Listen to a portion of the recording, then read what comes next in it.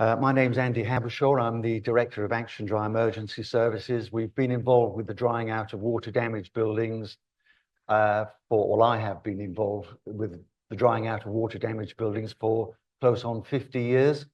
And I've specialised in mould remediation probably close on 25 years. So, how do we get this working?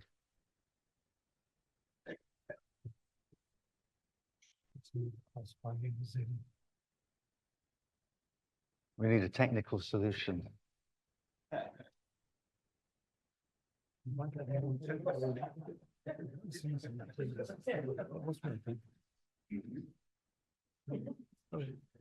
Right. Okay.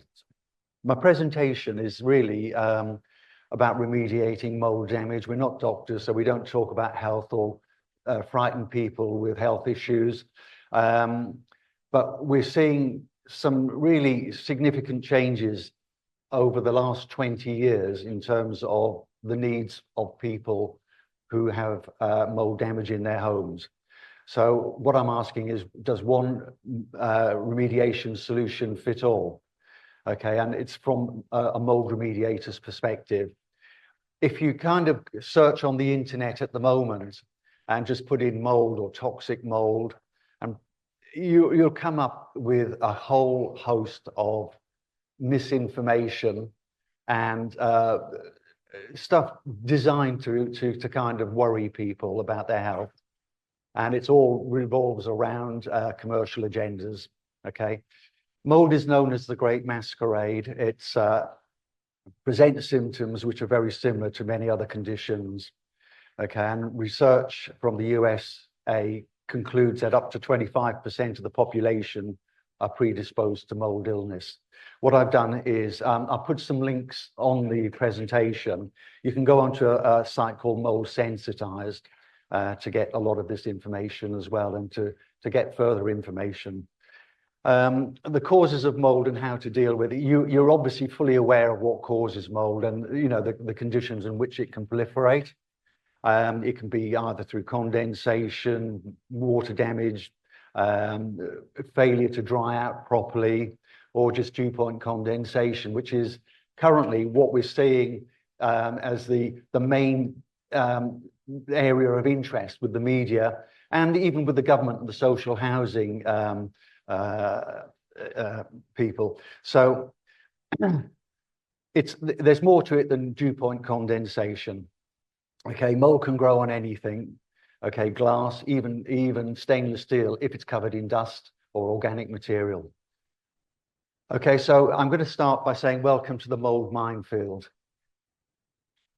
It's often seen as a straightforward process to remove mold, and you'll see many kind of solutions to removing mold, such as, well, I'll come on to that in a moment. But as building pathologists, you know the reality is a lot more complex, and you're at the intersection of building science and occupant health, and remediation practices are fraught with challenges, particularly when it comes to diagnosing mold-related health issues and the lack of robust scientific consensus on the matter. Not all mold is visible, as we can see on the two graphics there. It's a vinyl wall covering, which we ascertained were wet, or there was dampness underneath. And when we took back the wall covering, that's what we found. It can be hidden as well. It can be beneath components. In this particular case, the bathroom was tiled. We again ascertained that there was dampness behind the tiles. And when we started to investigate, because the occupants were claiming health issues, that's what we came across. So I'm giving a few examples here just to kind of set the scene for you. I'll get more onto the remediation practices down the line.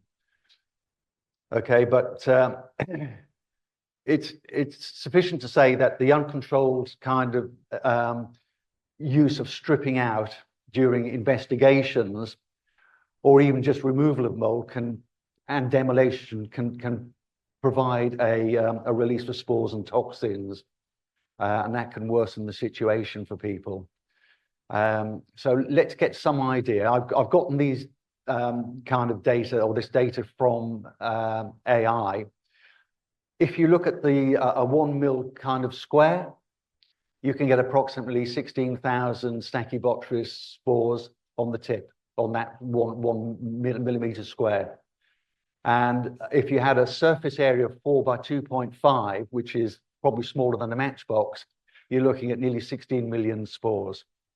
Okay, and people talk about mold spores and mold damage, and they do tend to miss off about mycotoxins and other contaminants as well. But I'll come on to that in a minute. And if we look at another example of the Aspergillus P, we can get 141 million spores. So, you know, if you want to take photographs of these, that's fine. So imagine 141 million spores. If you start drying, if you start applying biocides and all the rest of it, and you produce a spore release, that can produce a lot of damage and cross-contamination throughout the property. And the main route to exposure is going to be through inhalation. Molds produce toxins, okay? They're called mycotoxins. I've put some data on the presentation here, just again to give you some idea about how small, if you'd like to call it that, they are. And I'm not particularly good at maths, but overall, if we're looking at mycotoxins, about 1.27 quadrillion mycotoxin molecules could theoretically fit over surface area of 4 by 2.5 centimeters. So that would give you some idea of the you know, the issue being faced. And the WHO have produced a document called the Codex Alimentarius, and in there are thresholds for mycotoxins exposure. And what we're finding through research with our scientists in Australia, the team that we work with in Australia, is that the level of mycotoxins in water-damaged homes is in excess of the exposure threshold set in the Codex. So we believe it's a health and safety issue now within water-damaged properties, and that the industry for remediating water-damaged properties or dealing with remediation, reinstatement works should be regulated. The EPA conducted a survey, and they determined that that most people spend about 90% of their time indoors. I'm a little bit skeptical about that, and I think yes, potentially 90% of the time indoors, but not their own property that might be contaminated. So if someone's got mold or mycotoxin contamination within their property, they might not be as exposed as you're led to believe. But we'll come on to the vulnerable occupants, the people who potentially are more at risk in a few moments. Okay, but dampness and mold are well known to have an impact on occupants. Okay, there's some scientific papers there in white which you should have a look at. Has everyone got those? Does anybody want to take photos before we move them on?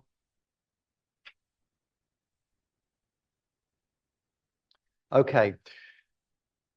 We're turning now, starting to move towards the remediation side of things. I've given you some sort of background which will hopefully, you know, get your mind thinking. The investigations, generally, people will just walk into a property and look for the visible signs of water damage and mold growth on surfaces. Okay, it's not that simple. Okay, and you'll often read that testing is not necessary if mold is observed. I don't agree with that either. Okay, there are reasons for testing, and it could be benchmarking and quality control, understanding the potential for hidden mold, guide to remediation protocols, species ID, health concerns, you know, assisting those with health issues or their health professionals, and for obviously legal and insurance purposes and dispute resolution. Science has moved on. Most of the guidance given is based on testing methods that are old hat. We're talking things like tape lift and microscopy and bulk sample and culturing. You know, those methods are, have serious limitations and are not always suitable for people with health issues who are claiming that being in their home is exposing them to conditions which are potentially hazardous to them and their health. There are modern methods, and some of the modern methods include PCR and ELISA, advanced microscopy, the digital microscopy, things, Keans do some brilliant equipment. So, and then you've got bioluminescence assays, UCL and Hector from yesterday. I think his team are doing some benchmarking using micrometer.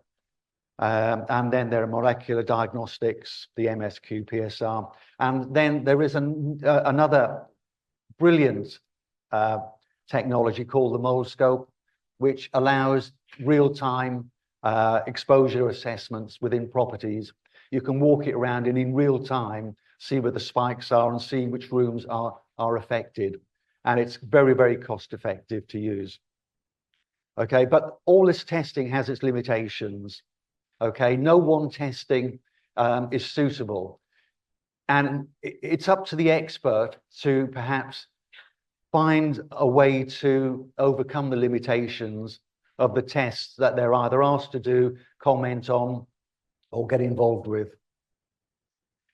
And to give you an idea, we're looking at a home that we dealt with probably about 3 or 4 years ago.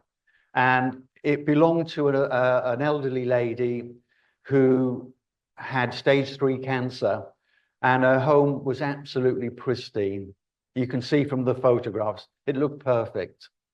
But she was very, very ill, and there's a lot more to it than the cancer. But eventually, after some argument, the insurance companies authorized that we go and attend and do an assessment. And what we found was a dishwasher that had been leaking since it was installed by the manufacturers. And there was mold growing just underneath the floor covering and through to the subfloor timbers. And when we actually investigated, what we found were some unbelievable levels that we'd never seen in a domestic property once before. We did our initial assessment using the mold scope, and you can see some of the photographs there from that particular job. So I won't really go into that, but suffice to say, you can see the blue coloring is the concentrations of mold. Okay, the mold scope is a very comprehensive and robust test method, and it's supported by peer review and science.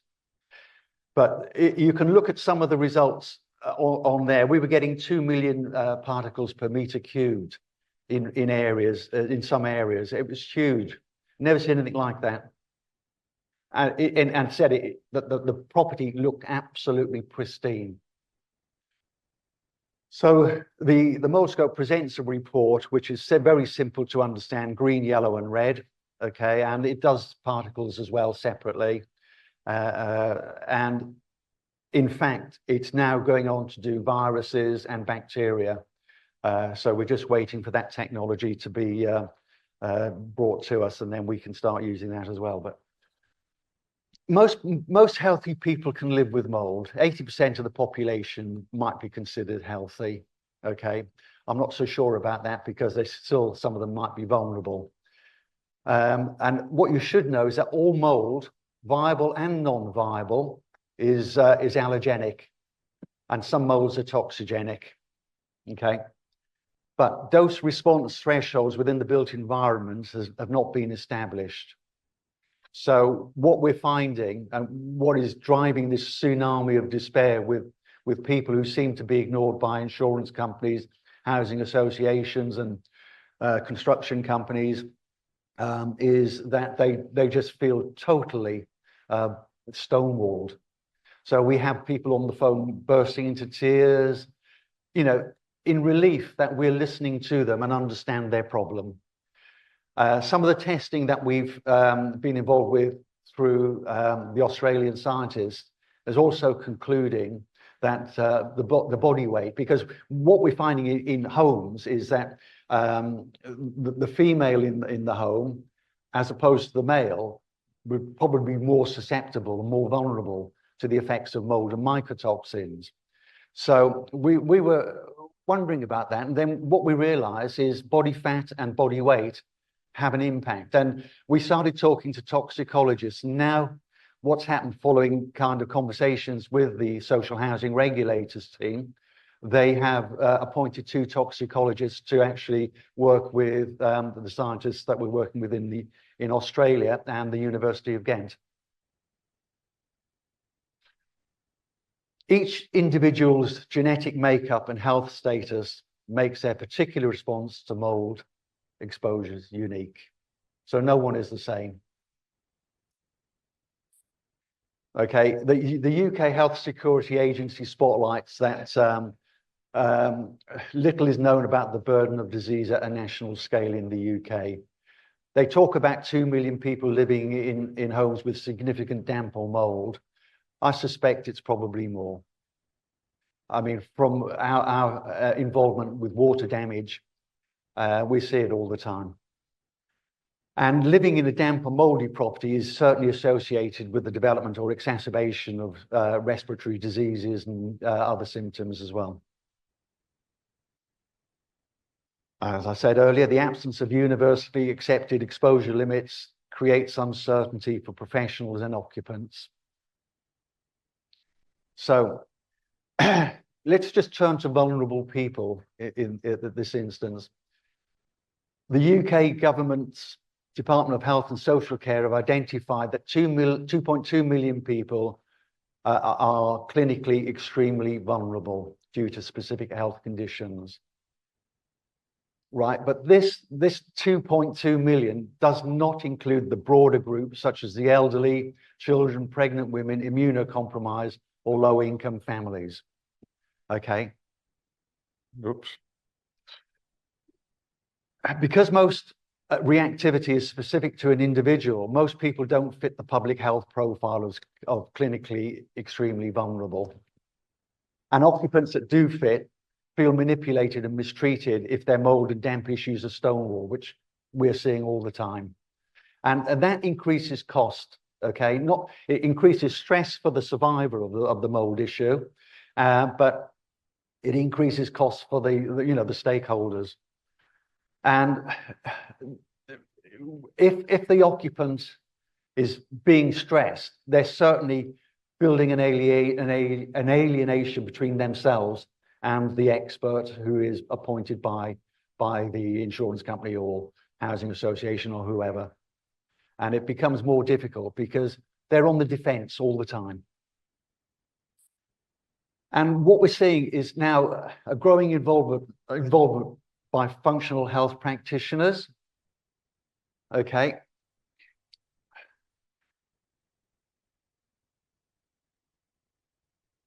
I'm going back, but it's not working.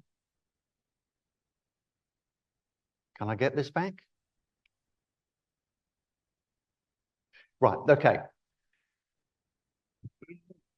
People tend to go to these functional health practitioners to recover their health. And the first step for the functional health practitioner is to obviously say, have you been exposed to mold? This is what we're finding.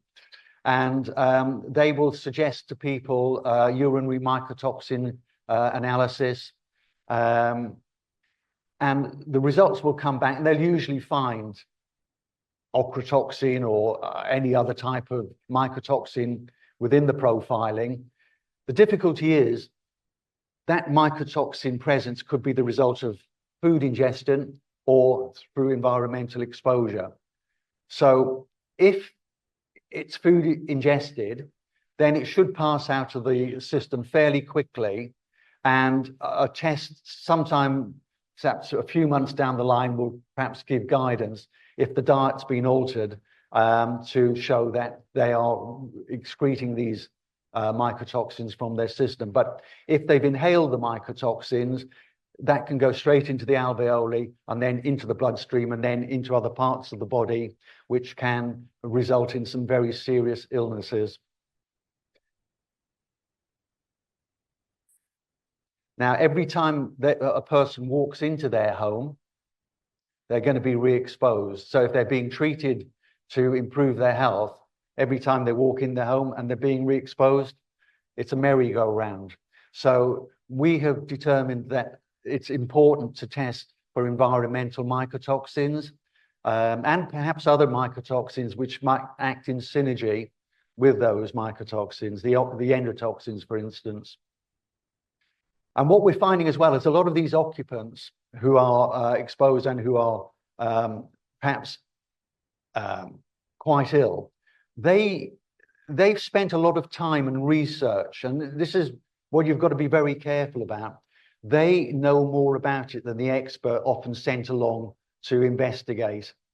And it can be an absolute minefield. You say one wrong thing, you open yourself up to litigation, a personal injury claim. Those people can be very, very knowledgeable. There's a thing called ERMI, the Environmental Relative Mold Index.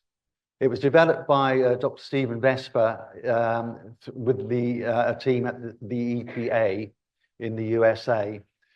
And it quantifies mold contamination in multi-level buildings, okay? They developed it on the basis and realization that combinations of mold species in water damaged, they say homes, but defined a water damaged home. The realization allowed scientists to compile a set of water damage indicator species. So in water damaged properties, you get a specific number of molds which are considered water damage indicator species. There's 26 of them, okay? And then there's, I think, about 9 specific molds which are the normal common molds that you'd expect to find. That's not to say some of those common molds, the group 2 molds, can also be toxigenic, and depending on the levels can have an effect or an impact on the occupants. And ERMI is a mold index, not a health index. So there was a guy in America called Richie Shoemaker, which I've just mentioned, and he developed a thing called Hurts Me, which I'll come on to in one moment. But the current status of ERMI, and you should be aware of this, it's a research tool, and it's not widely recommended for clinical or routine use. And that's because the correlation between ERMI scores and specific health issues are not fully established. But the graphic shows Shoemaker's opinions on the levels or on the scores. So again, that would be worth taking a photograph of going forward.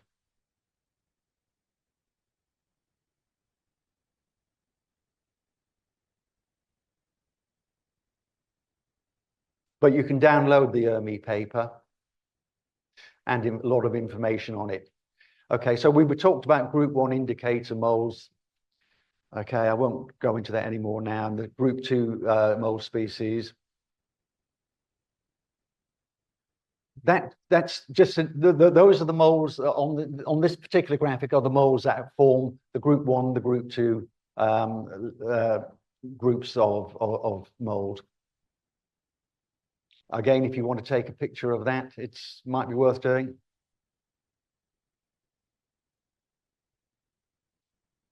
So Schumacher developed Hurts Me Too. That's a health effects roster of type-specific forms of mycotoxins and inflammagens. It's a second version. And it focuses on identifying and quantifying 5 specific mold species associated with water damaged buildings. So out of the 26 ERMI water damage indicator species, he's selected 5 that he's come across as most regular in water damaged buildings and applied it to this Hurts Me Too. And it's relied on by the functional and integrative health practitioners for patients diagnosed with chronic inflammatory response syndrome. But as the tool is specific and designed for a particular health concern, it should be interpreted by health professionals familiar with SIRS and mold-related illness. So unless you know how to interpret it all, leave it to a professional. Okay, so spore calculation or score calculation, each mold is assigned a score based on the quantity found, and the scores are summed to give a score. I'm going to really just show you the graphic here now. That's an index that we use, and you can see at the bottom how it's interpreted. Again, if you wanted to take a photograph of that, that would be fine. I'm sorry I'm having to rush through this, but poorly maintained buildings are more likely to harbour mold and contribute to chronic exposure. And when a person is chronically exposed to mycotoxins in the air, these toxins are continuously inhaled and can accumulate in the body. So this is the concern. Just applying a biocide to kill the mold is wrong. And I'll come on to that shortly. But again, take a photo of this page, because the paper at the bottom is particularly interesting as well. But when an indoor quality report shows a spore count, okay, the mycotoxin count can be 1,000 times higher. So that's a concern. So should we expect that a fit and healthy person would have the same needs as a vulnerable person in terms of decontamination in the building? No. There's a duty of care. I'll skip this bit because I think I want to get on. There's two standards in the UK that remediators should use. The British standard PAS 64, which is the mitigation and recovery of water damaged buildings, and the IICRC's S520 professional mold remediation standard. Okay, you can download these. You'd have to pay for them, unfortunately, but they all conclude the same, that you need to address the cause, ensure the building is dry, and remove the unwanted contamination, and undertake what is called PRE and PRV. PRE is post-remediation evaluation, which is in effect quality control, and PRV is independent testing to verify the efficacy of the work. Okay. Right, the decontamination of vulnerable occupants requires a different skill set, resources, and closure that can be applied to healthy people. So I'm going to move on from that. The current practices in the UK, everyone has jumped on the bandwagon since COVID, buying fogging machines or using their fogging machines. Fogging doesn't work. It doesn't remove the mold. Okay, and if they've used a biocide and killed the mold, that mold can fragment into much smaller pieces and later become aerosolized. And if it's a toxigenic species and it's got toxins on it, the occupant is going to be, and the occupants will breathe that in. And on top of that, any chemical that's used, which might have a carcinogenic substance in, will also be adhered to the cell wall, and it will also be breathed in. Okay. So ozone, I think this was talked about yesterday, and sunlight, yeah, they can kill mold, but you're not going to get sunlight really indoors, and ozone potentially can react with other components within the build. Okay, cold plasmas beginning to emerge. Biocides and paints, definitely not. Just dry out, clean, and remove the mold. You don't need stain blockers, and you don't need paints to prevent mold happening in the future. If the building is dry, you're not going to get mold. It's as simple as that. Okay, and then on top of that, what we find is the 20% of people in the vulnerable group, they have multiple chemical sensitivity issues. So they're very, very aware of that through their research. And stripping out, you're not just going to go in and start pulling out skirting boards and boxing in and kitchen units, because you're going to go aerosolize all the spores and the toxins. And as I said earlier, what we found is the stripping out of water damaged components, which are moldy, can result in a much worse problem. You need to remove. Training and qualifications in the UK, there ain't none. There's no good training. There's 2 or 3 day courses, Dew Point, National Flood School stuff, but it's very, very basic stuff. Okay. And as regard to qualifications, there's no qualifications for to show you that you have a good remediation company. So there's loads of people jumping on the bandwagon just to make a few pounds out of it. Mold for gold, as the old saying goes. So we talked about PRE and PRV. PRV testing for quality control, and usually the remediator does that, and when he's finished and he's happy, he calls in the person to do the PRV testing. Okay, there you go. I hope it wasn't too quick.